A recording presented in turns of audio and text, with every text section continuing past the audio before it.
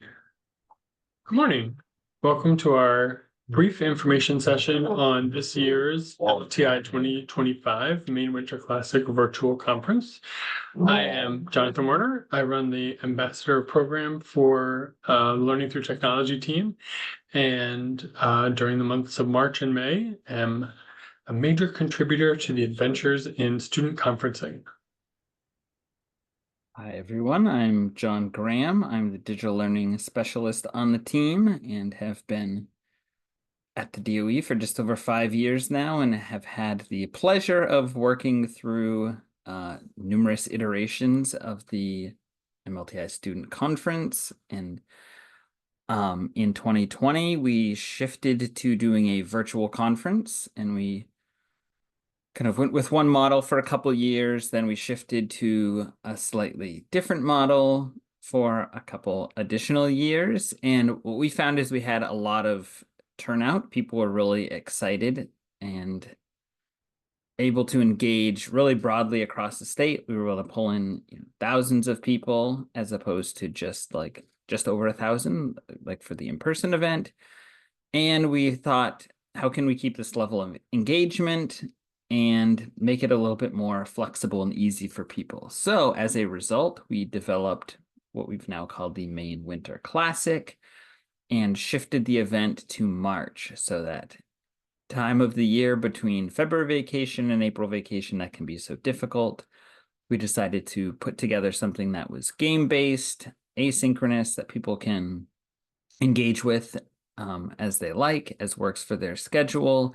And we've also been working to level it a little bit more so it's more accessible for students in the elementary grade levels, like right up through high school levels. So last year we had a lot of success with this newer model, so we're kind of revamping it, updating it for this year. And what's fantastic is we have all of the materials from last year that people can access and preview, which we'll spend some time doing this morning.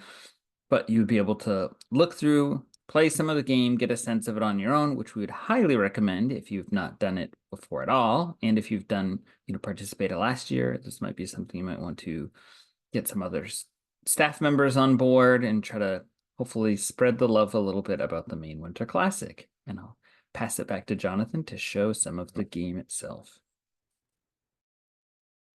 So our illustrious leader, Emma Banks, who leads the Learning Through Technology team, talks about iteration as a method of developing better content. And one of our major iterative discoveries was that it is very valuable to play the game in advance, as John said, specifically in your building and making sure that it works well. So it does download the entire thing onto the device that you're using and projecting. So once it's there, it operates quite nicely. But we discovered both some people had bandwidth issues, and then others, the entire site that it's on, which is called tabletopia.com, is blocked. So it's a really good thing to know in advance because it's a lot harder to deal with on the day of your gaming. So this year we're introducing the game as a kind of opportunity between the 3rd and the 7th of March, Monday through Friday, that first week. And if you're a returning guest to our show, you'll know that Tabletopia is a platform that intends to replicate the board game experience, but in a digital platform. So we're using the same board this year for upper grades, probably around 3rd to 4th grade and older. We're working on a different interaction that has a more chutes and ladders feeling to it for younger students. And we encourage you to play the game in whatever way makes the most sense for your classrooms and your setup. We've had classrooms that compete against one another. We've had classrooms collaborate next door to one another. We've had large group gatherings play the game. It was really exciting to see all the different ways people imagined it. But for today's purposes, we're imagining that this is being projected in your classroom. You've divided your groups, your classroom into groups, and this is intended to show just a quick version of the playthrough process. I'll show you a couple of other resources, and then John will show you a couple of examples of specific activities so you get a sense of what the students would be doing. So you would pick up one of these sleds and you can drag it to the location you'd like to start. You click on your die and you roll it with the letter R. Here it's telling me that I'm getting off the beaten path, and I'll share what that is in a little more detail in a moment. But the idea of the off the beaten path category is to get your students off the game, off their devices, and they'll use a printed or digital PDF book that allows them to conduct a whole bunch of unplugged coding activities. And we encourage you to take a look at that in advance as well. We'll share the link as a part of what we share today.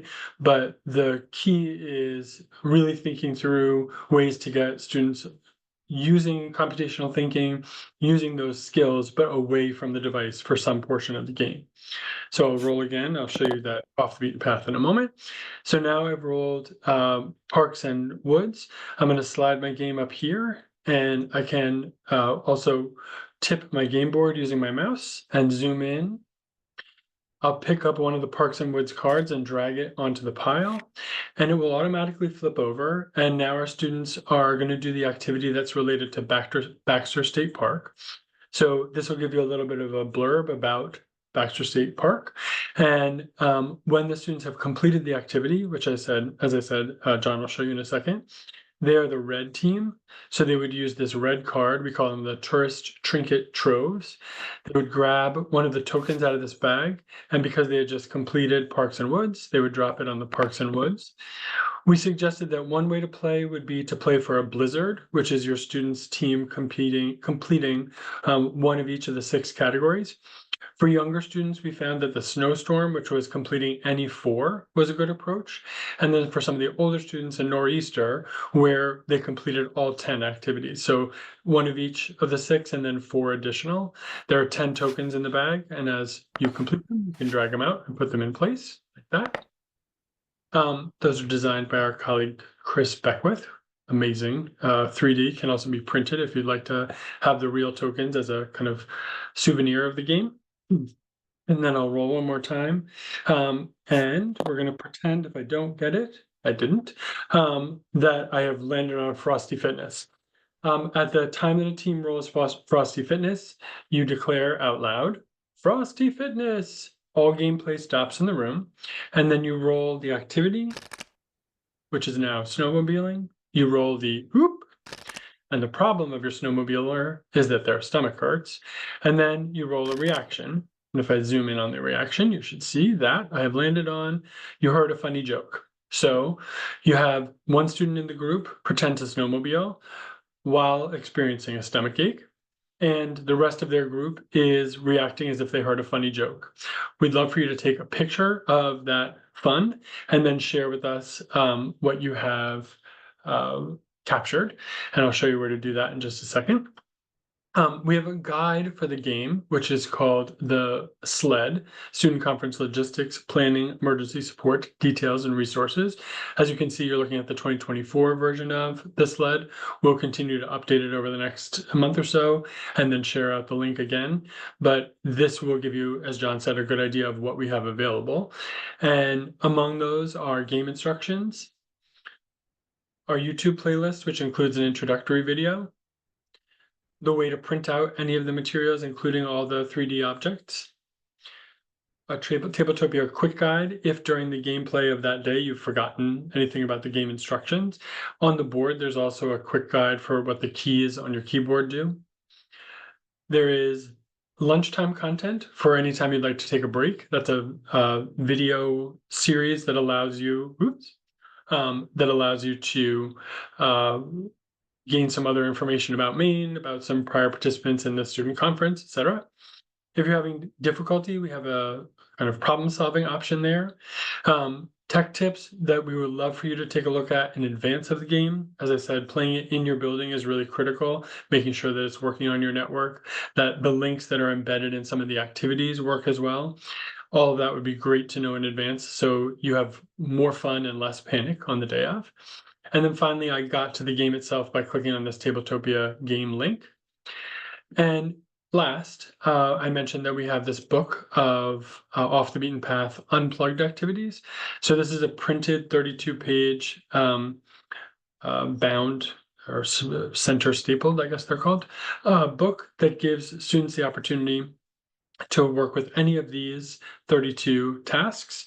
We tell you on the inside cover which materials you would need, and included, if you're a pre-registering participant, we send you a deck of Maine-based location cards, as well as a map of the state, which can be used in several of these activities.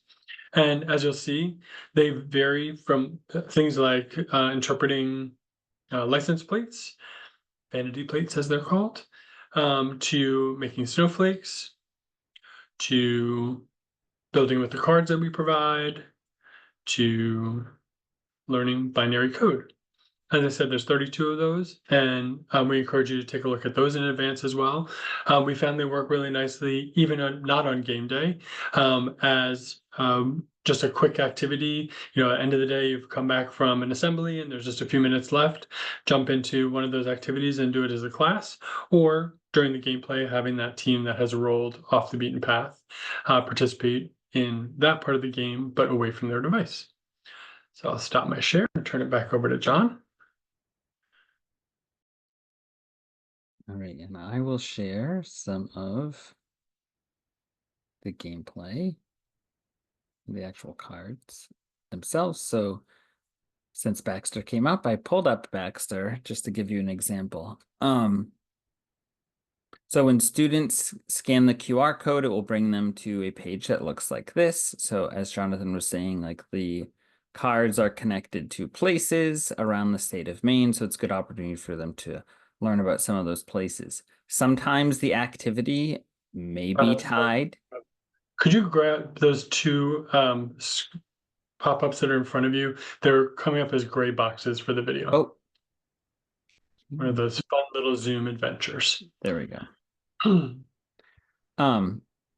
So what we're working on this year is to, as I was saying earlier, is to level some of the activities a little bit. So you can see this one, it involves a Google Earth tour. So you can see the level 1 piece. We're still working on that one. And then this was the iteration from last year, which actually does tie in with that Baxter State Park because it's having you use Google Earth to actually go to Baxter State Park virtually, and then some of the different things that you can view within Google Earth related to Baxter Park.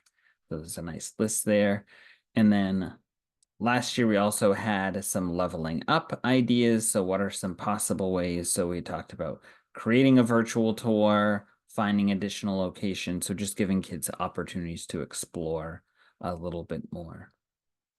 And just to give you a look at one, another one from last year, which this is one that I put together. And the reason that I share this one is because I've done this activity with students before, so I know that it can, you know, be successful in a few different ways. So we have this opportunity to create digital snowflakes. These are essentially two-dimensional, so students could use some of the programs that are listed there on the left-hand side. You can see there's a little GIF there showing one of them.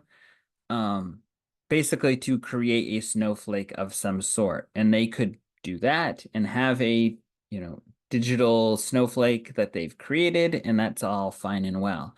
However, there are also the additional steps. So if they wanted to turn that into a 3D object, because we understand a lot of schools have 3D printers in them, which is how I leveled up this activity myself. I'd have students design snowflakes and then I would print them and give them out.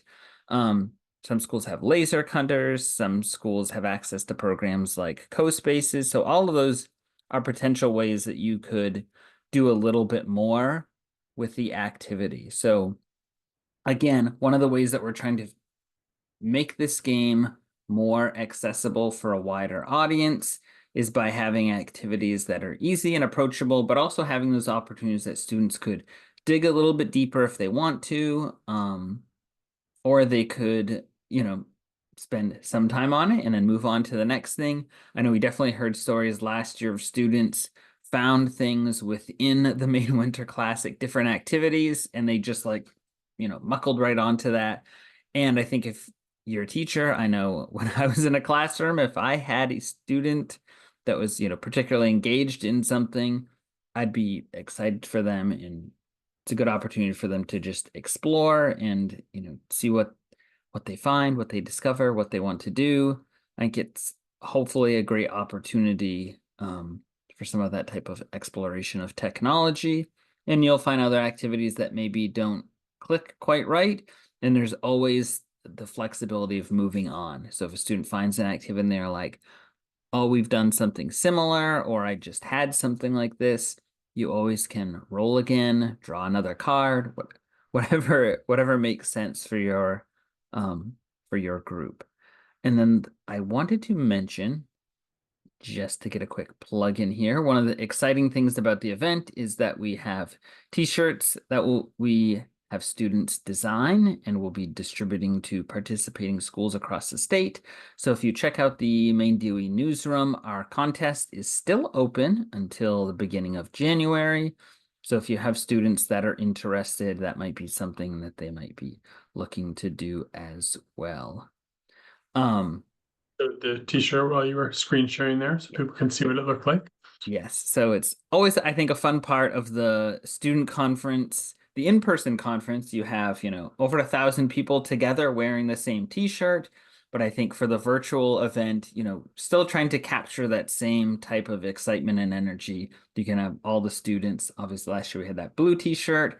Having all the students together wearing that common t-shirt can be fun and certainly something to take pictures of and share it on social media and stuff like that. We always love that type of participation as well. Going to be very high tech here as a learning through technology team member. Note in the description below of our video, see how I did that? There's a link to the sled, which I shared earlier. That'll get you to all the resources that we looked at. And as I said, we'll continue to update that so you get a sense of how it's changed and iterated for 2025. Of course, please reach out to any of us with questions. We'll put the email contact information in the description as well. And the opportunity here is really to design this in any way that you'd like. So whatever ends up working best for your classroom, we say thumbs up and fantastic. We'd love to have you participate in that way, whether it's shorter versions of the game over several days, whether it's we had thought that maybe elementary classrooms, particularly at the younger grades, might do an activity a day for a longer period of time. Maybe they'll print out the map and travel around the state one destination per day. We've loved to see some of the engagement that students have had with these new places. And if I can put in a plug for Debouli, since it came up, one of the most beautiful spots in Maine that I've ever been to. And just nice reminders for people or suggestions about corners of the state that they've never connected with. The game also connected a school in Princeton to a school in Cape Elizabeth, which we thought was a fantastic example of a great collaboration that can happen. And we encourage you to reach out in that way as well and play across the state. If you would like the physical materials, we do need to have you pre-register. There are cutoff dates after which we're not able to order the t-shirts or get the materials to you, but we are able to provide them to any pre-registrants to the game. So we'd love to have you do that as a part of your process. And we'll continue to hold information sessions like this one, as well as holding out March 3rd for the whole day as basically open office hours. If you're having any challenges before you start the game with your students, we're happy to help you work those out, or of course to set up a individual Zoom in advance so that we can help you walk through any of the challenges. Did I miss anything, John? I think that's about it. All right. Thanks, everyone. Have a great rest of your day. Thank you so much.